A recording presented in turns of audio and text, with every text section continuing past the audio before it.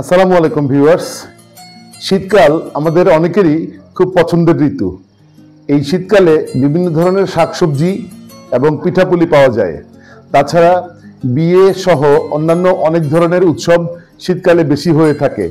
তাই শীতকাল প্রায় সবার কাছেই খুব পছন্দের একটি ঋতু।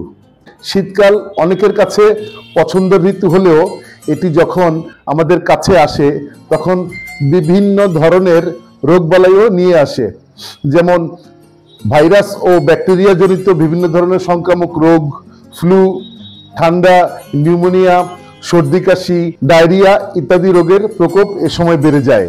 তাছাড়া কনজাংটিভাইটিস অর্থাৎ চোখের প্রদাহ, চোখ ওঠা, ইভেন নাকের প্রদাহ, এগুলোও শীতকালে বেশি হয়ে থাকে।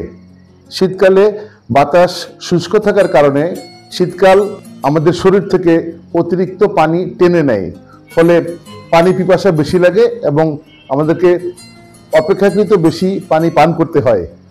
এ সময় স্বাভাবিক উষ্ণতার অভাবে এবং ঠান্ডা পানি ব্যবহার করার ফলে অনেকের শ্বাসযন্ত্রের প্রদাহ একটা কমন ব্যাপার হয়ে দাঁড়ায়, যেটা অনেক সময় নিউমোনিয়ার দিকেও রূপ নিতে পারে।